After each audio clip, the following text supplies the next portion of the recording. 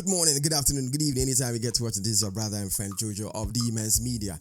You can see the grin on my face. You can see the smile on my face, right? The reason is very simple.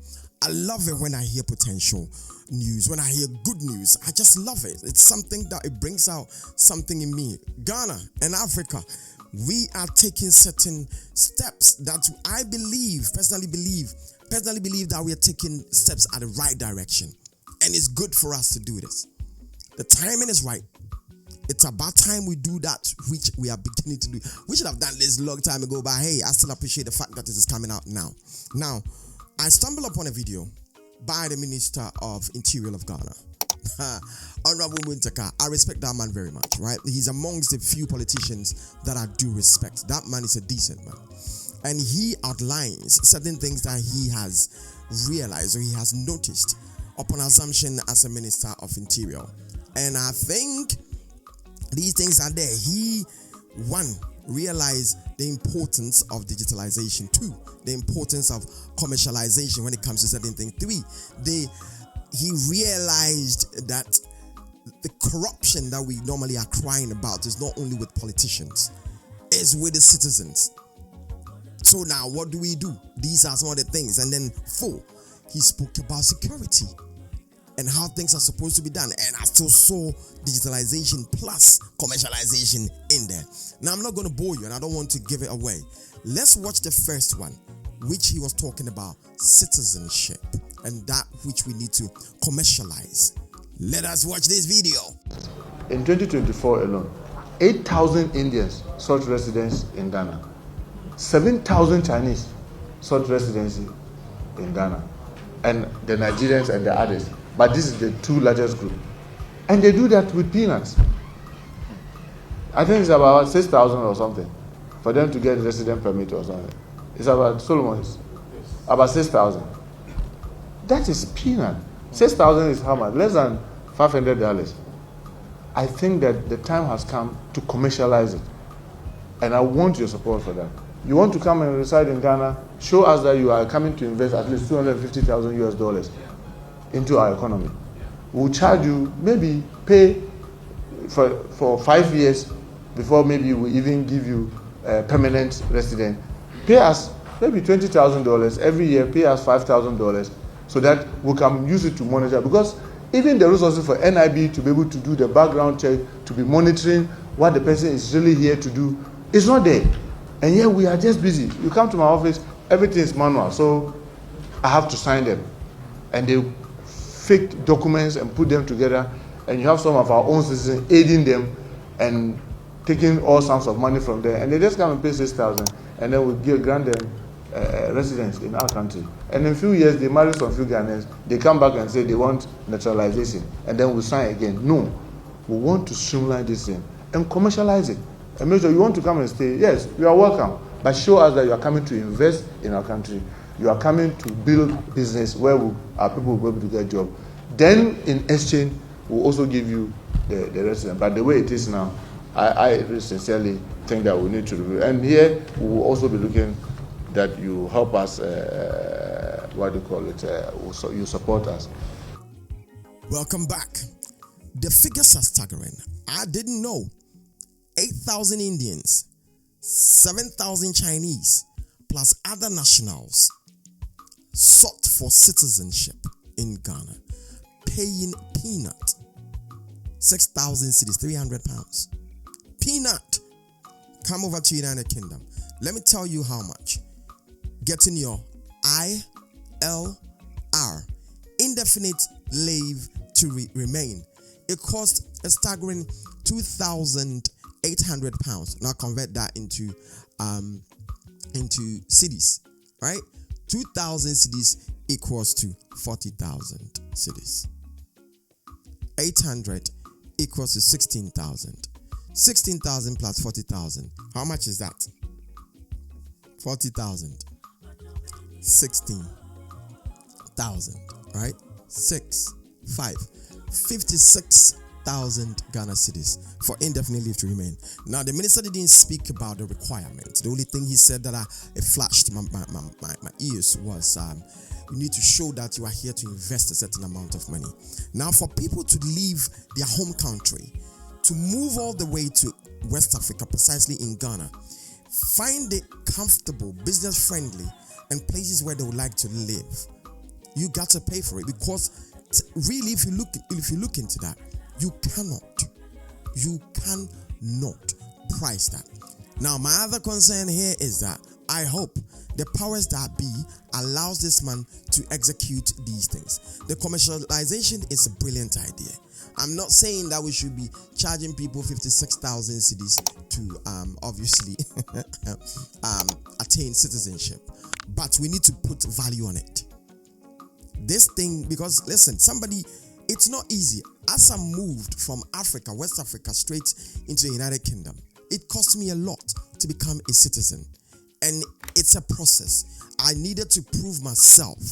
If you look at the number, 7,000 and 8,000 from that part of Asia.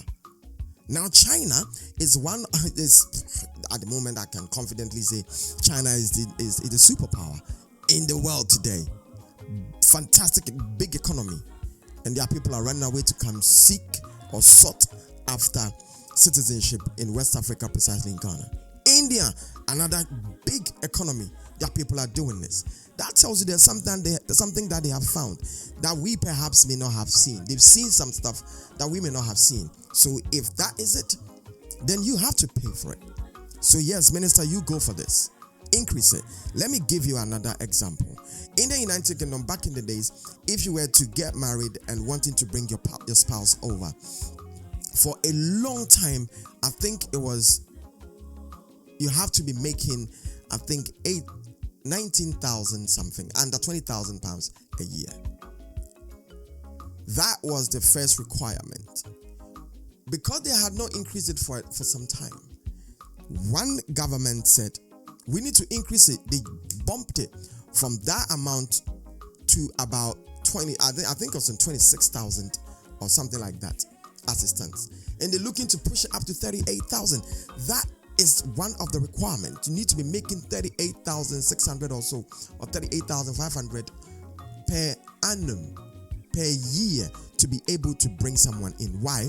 Because the person that you're bringing in, they are not looking forward to the person depending on the state.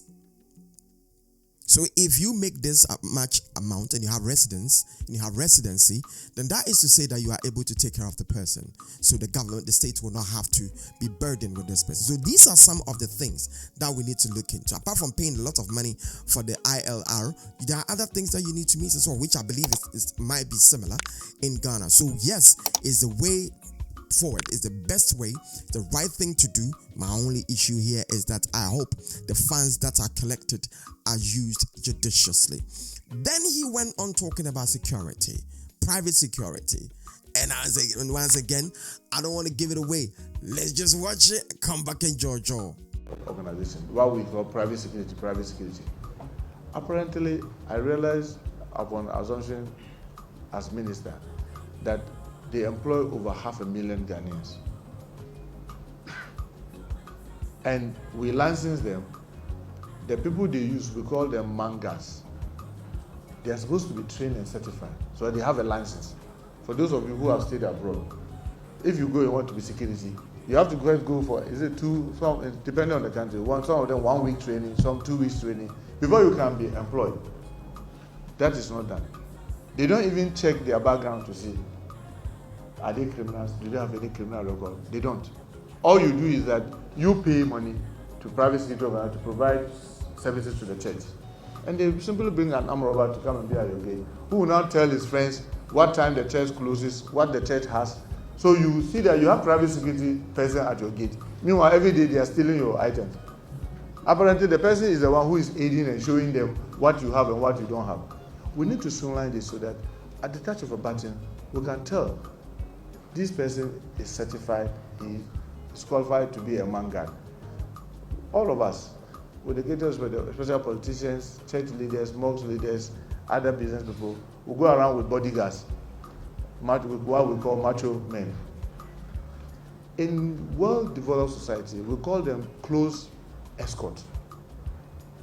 So they are trained and certified. So if you are a church leader and you want a heavily bodied person to protect you, you go and hire a close escort who is trained, certified that this person doesn't have any criminal record. He is trained, he knows how to do the work. And then you pay him and he will do it. But the way it is, what we are simply doing is that we are sitting there, other people are building small armies around themselves. And it can be a serious security threat to all of us. This, among so many other things, are the reasons why we say, let's come and engage you. Let's see your thought. Let's see those that you agree with us. Let's see the areas that you disagree with us. Let's see what suggestions you also have. So that when it comes to implementation, we all know that it is for the good of all of us. That's why we are doing this. So, welcome back. Once again, as we could see, staggering number, isn't it? 500,000 people are recruited into the private security industry. That is good. That's a fantastic number, right? But let us look into it. You could be recruiting a criminal, an armed robber, as a security officer. Why couldn't the security company get to know it? Why is it like that? Well, we could say certain powers that be, because I know this. People make money out of the chaotic environment that we have in Africa. The dysfunctional system, they make billions out of it. So sometimes when you try to plug certain holes, you find a resistance. Now, previously I had said that I hope that the powers that be may allow this minister to do this. I said it at the back of this. Not long ago, we had Greater Accra Regional Minister who was bulldozing. My man was just bulldozing. You get me? Like pushing things and stuff. Rumor has it that powers that be said to him, my man, you're gonna have to step on your brake. That's at the so I said that I hope the minister is allowed to execute these things at the back of that. Now let's come back into the security thing. We need to be able to do background check. When you come to the United Kingdom, to be a security officer, there are 3 solid steps that you need to go into. The first one is DBS. That's your background check. The second one is you enroll in a course. I think it's about a week or 2 to attain the certificate. And then the final bit is you applying for the license. It's a license. So that's to say that it expires at some point. Now, all these 3 steps, you pay for them. You pay for the DBS, you pay for the course, you pay for the license. You see the commercialization. DBS is checking your background, digitalization. Enrolling in a course that will give you the certificate. That is knowledge. Now you need to crown it all off. You need a license to operate. I think it's about 2 and a half to 3 years. 2.5 to 3 years that you need to renew if you still want to practice as a security officer. Are we doing same? No. We just recruit people. And as he rightly said, people, let's say, are recruiting certain persons thinking they are paying for protection, but well and truly, they are not paying for protection. They are paying for stuff that is going to be at their own detriment. And then he also pointed out something very, very important. Now, if we are not careful, it becomes pockets of army, pockets of criminals. You understand? Going over there and portraying themselves as security officers where they are not. With these things that the minister is saying, for me, I back him up on it. This thumbs up. And minister, if you are to go wrong, the times will come down. We will tell you. All right? At the end of the day, we are building a nation. If you do the right thing, we give you the thumbs up and the accolades that is required. If you do the bad thing, the thumbs will come down. We will criticize and critique that which we need to do. So if you've watched my video up until this point, please take a moment and subscribe to the channel. Press the post notification button and let's do this. And then as I always say, end of the day, what do I know? But still, it's my take. Whatever it is that you find yourself doing out there, you make sure you're doing the right thing and you make sure that you have yourself an awesome day.